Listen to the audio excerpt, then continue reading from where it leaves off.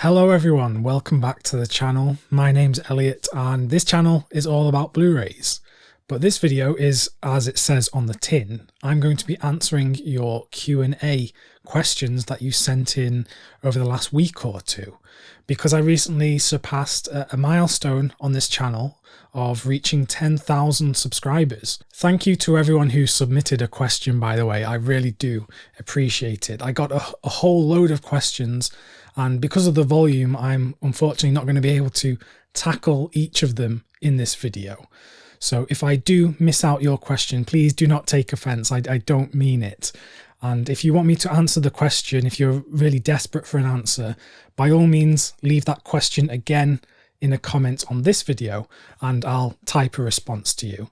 And that goes to anyone who missed out on the previous video and just wants to ask me a question, or if you've got further questions, just leave them in a comment below. Okay, let's get into it. I'm going to be reading the questions off my phone here. So the first one is from Ethan K. Roll.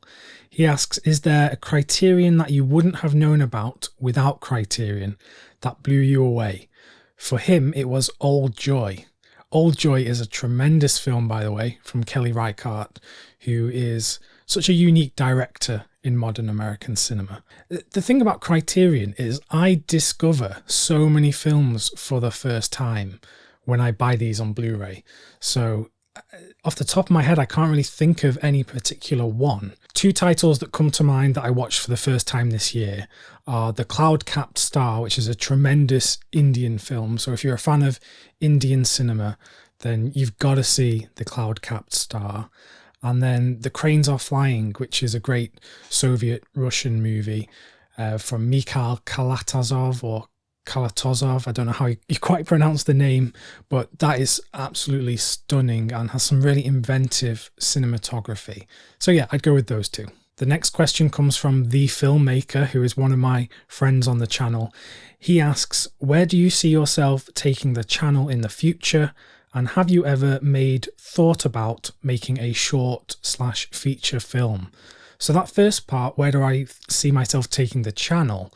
Well, I'm kind of just winging it because I don't really have any grand plans for the channel in particular.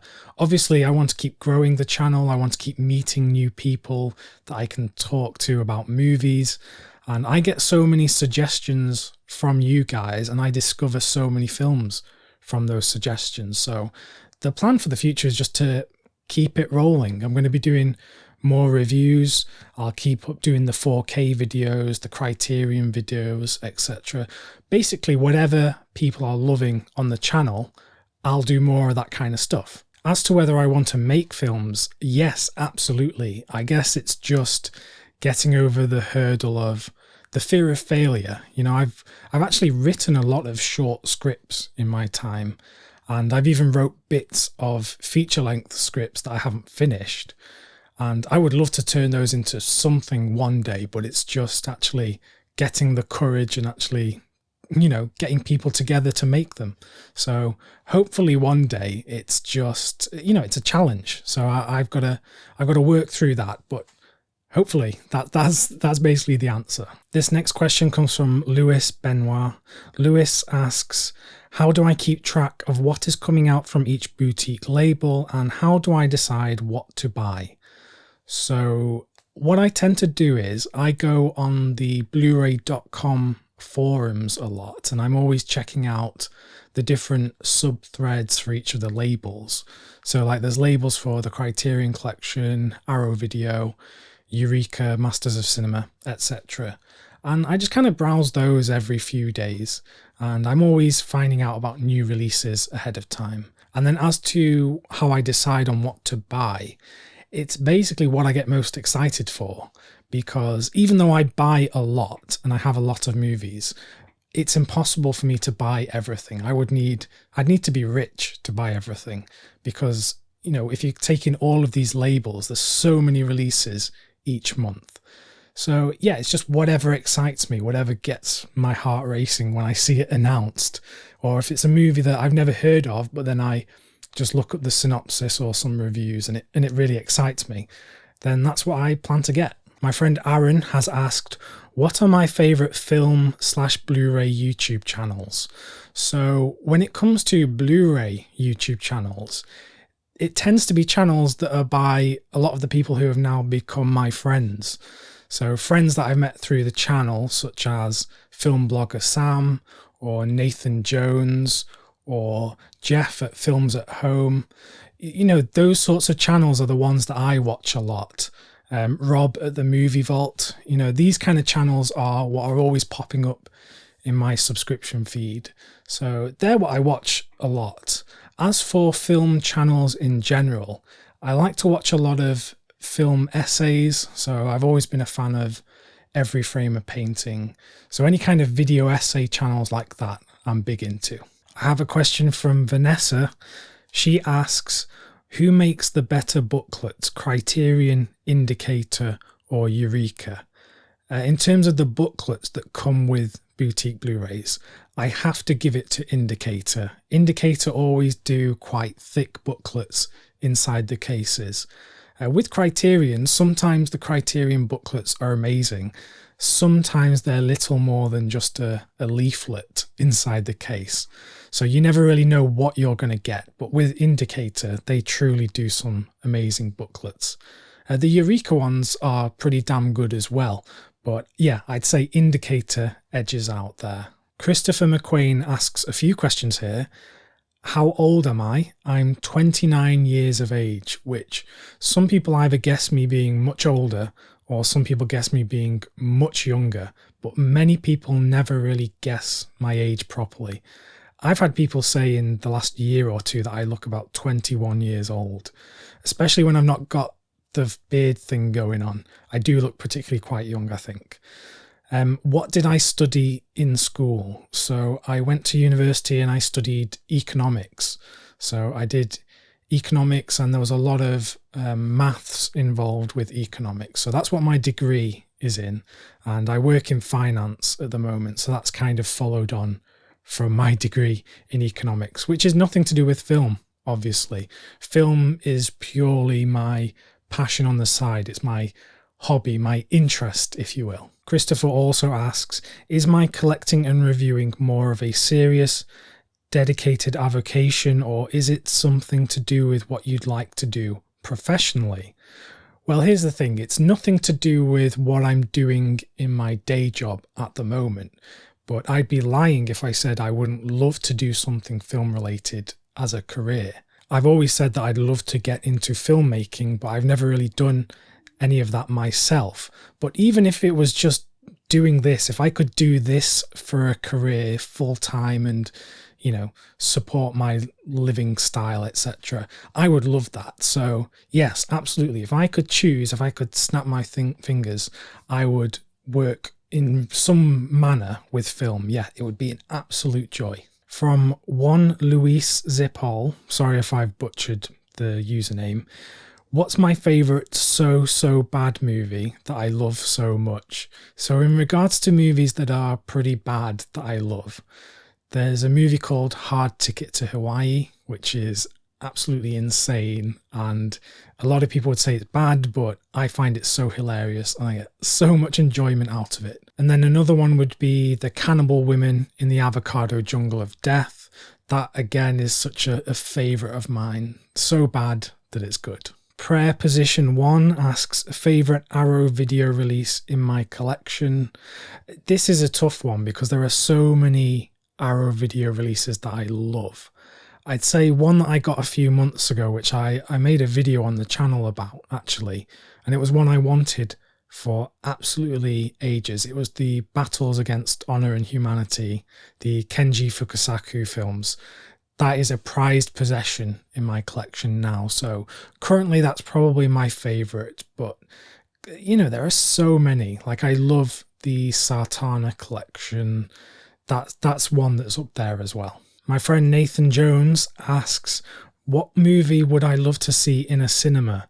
And don't pick Barry Lyndon. Well, fortunately enough, I've already seen Barry Lyndon in a cinema, so I wouldn't pick that one anyway. I'd probably have to say The Red Shoes from Michael Powell and Emmerich Pressburger. I've never seen that in the cinema, but I've seen it so many times on Blu-ray, and I would just love to see it on a screen that is bigger than my own television.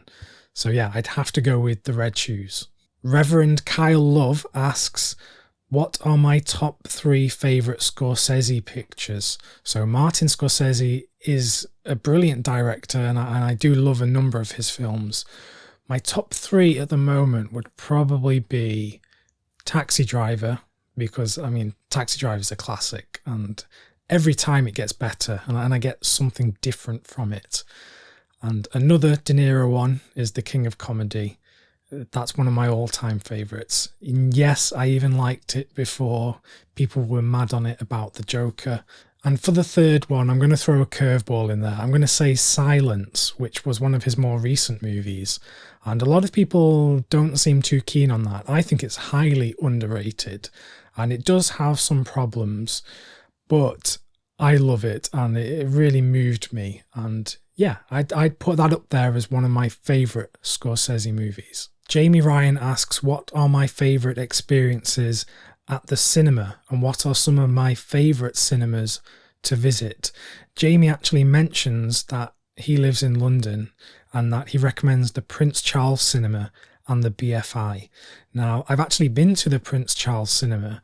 I went, it was a few years ago now, and they tend to do a lot of events. So they will put on multiple screenings of movies back to back. And in the particular time that I went, I saw an entire screening of Wes Anderson's filmography. So right from the original Bottle Rocket short film up until the Grand Budapest Hotel. So they showed those movies back to back, which it lasted for about 16 hours, 17 hours, something like that. So we arrived at the cinema early in the evening, and it went right up until early afternoon the next day. And I did sleep in the middle, and I think I slept through Fantastic Mr. Fox. But I'd seen all of the films before anyway, but that was a tremendous experience, and that's one of the cinemas that I love visiting. Another one I'll mention is in Manchester, where I am. There's a cinema called Home, which I love visiting, and it previously used to be the Corner House, or the owners used to run the Corner House. So yeah, I'd give those shout outs to those cinemas. Pete Sampson asks, as a kid, did I have any films on VHS that I watched over and over? Yeah, so as a kid, I distinctly remember having the Star Wars trilogy on VHS. So this was in the mid-90s when they were re-released with the special effects and everything. I saw them in the cinema with my dad, but we did also have the VHS copies, which I absolutely ran again and again on the TV. I must have watched the entire trilogy through, I want to say about 100 times, and I don't think that's exaggerating, over about a 2 or 3 year period. So yeah, I was obsessed with those movies. And then beyond that, I can remember having a lot of the Disney animated classics. So we had things like Bambi and Aladdin and The Rescuers, which is one of my favourites. So there were tons of Disney classics that I had on VHS as well. Jeffrey Nelson asks, what do I think about Czech cinema, modern and old? Well, Czech cinema, I don't think I know too many modern Czech films. But in terms of old cinema, I'm quite a big fan of the Czech New Wave movies. So I love Daisies, Black Peter, Intimate Lighting, The Cremator, all of these incredible movies that were being made in Czechoslovakia at the time. And I must recommend the label Second Run here in the UK. They have a focus on world cinema that tends to get overlooked, but they have done a lot of great Blu-ray releases of Czech cinema. Most of the titles I just mentioned actually are on that label, and like the films of Karel Zeman, you know, the brilliant animation or mixed style of filmmaking, they're all on that label. So definitely check out Second Run. Big Al 1982 asks, could I recommend 3 world cinema films that I haven't spoken about already? Off the top of my head, I don't think I've spoken about Jules and Jim from Francois Truffaut. I've spoken about Truffaut a bit before on the channel, but Jules and Jim is an incredible movie. I've never spoken about Wojciech Haas and the films made by Haas. So The Hourglass Sanatorium is a brilliant film about dreams and dream logic within cinema. It's absolutely incredible filmmaking, that one. And then the third one I'll recommend is The Double Life of Veronique from Krzysztof Kieślowski. A lot of people talk about the Three Colours trilogy and the Decalogue, but they don't talk too much about The Double Life of Veronique, which is a very overlooked film about duality and identity and all that kind of good stuff. Skylaw asks, what camera and mic do I use to record with for these videos? I've been thinking of actually doing a full video on the whole process of how I make these videos, because a lot of people have been asking. But the camera that I use is a Sony FS5. The lens that I have is a 24mm G Master f1.4, and I tend to shoot at about f2.2, not 1.4. And then the mic, which is actually, it's just here, but I just kind of keep it off camera, because the thing about having a microphone is you want to get this as close to your mouth as possible. This is an Audio-Technica AT875R, and it's a brilliant microphone and not too expensive as well. But yeah, if you'd like to see a video on how I make these videos, let me know in the comments, and if there's a lot of interest, I'll get making it. Maison Bouliard asks, who are my top 3 directors? This is something that I never have a prepared answer for, and I've not prepared one now. I just kind of pull whatever comes out of my head at the time. I probably would say Stanley Kubrick, because Stanley Kubrick's films I can always return to. Barry Lyndon is my favourite film of all time. Each time I watch his movies, I pick up new things and I gain a new appreciation. There's never an occasion with his films where I watch them again and I like them less. It's always liking them more. So recently I watched Eyes Wide Shut again, and what a film, what an underrated film, maybe a misunderstood perhaps. But yeah, I just love Kubrick. And then another one, I would say together as a pair, Michael Powell and Emmerich Pressburger, for all of their absolutely magical films, like The Red Shoes, A Matter of Life and Death, Colonel Blimp, all of these absolutely wondrous films. Tales of Hoffman as well is one that gets better each time. And then a third favourite director, I'd probably say Federico Fellini. And that's not just because I've been watching all of his movies in the last few weeks, because I did get the Essential Fellini box set, but he is just a master of filmmaking and was someone who throughout his career, from the early 50s way up to the 90s, he constantly reinvented himself and he pushed the boundaries of what he could do. And if you watch one of his movies from the 50s, so if you took La Strada and then you take one of his films from the 60s like Satyricon, and then if you're in the 70s and you take Amarcord, all of these films are totally different in many different ways. And then he gets really reflective later in his career with Intervista.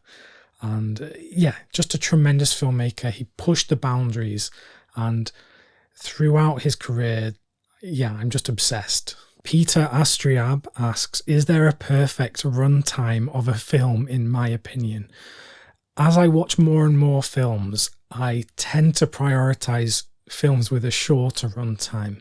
So if a film is below 90 minutes in duration and can still be amazing, then that is a true feat. Sometimes you don't have 3 hours to dedicate to a movie, and that's coming from someone whose favourite movie is Barry Lyndon. But in the time you watch Barry Lyndon, you could watch 2 great films that are 90 minutes each. So it's a bit of a toss-up. There's an opportunity cost there.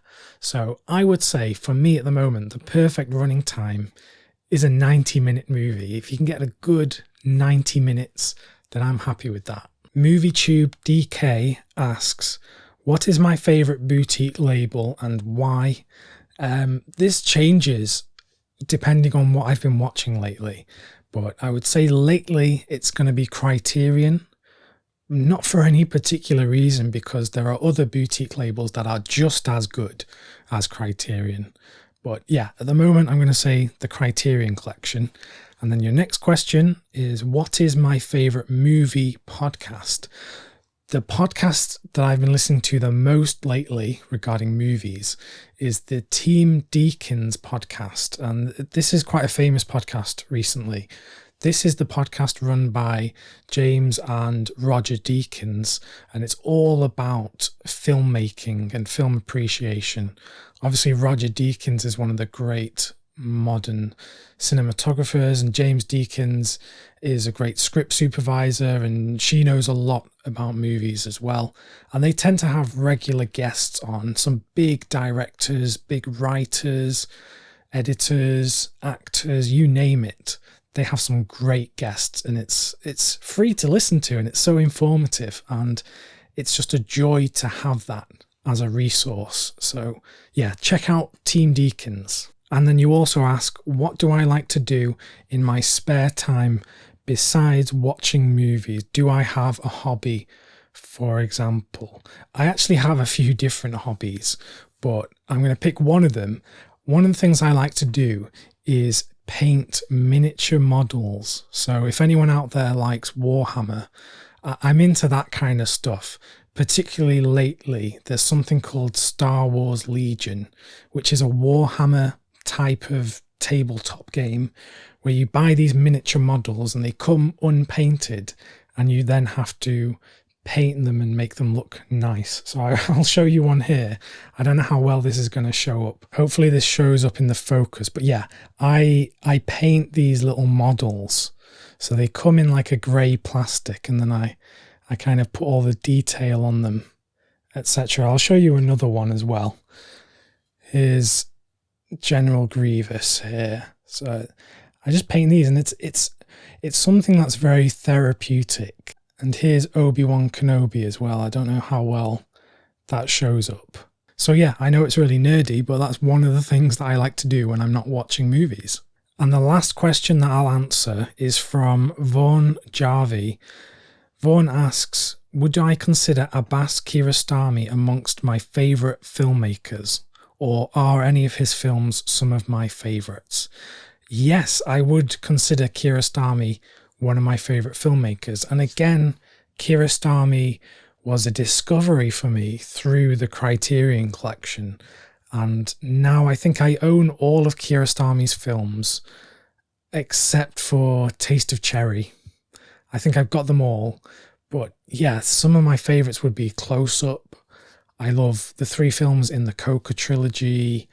I absolutely adore Certified Copy. And maybe sometimes you ask me, Certified Copy would be my favourite.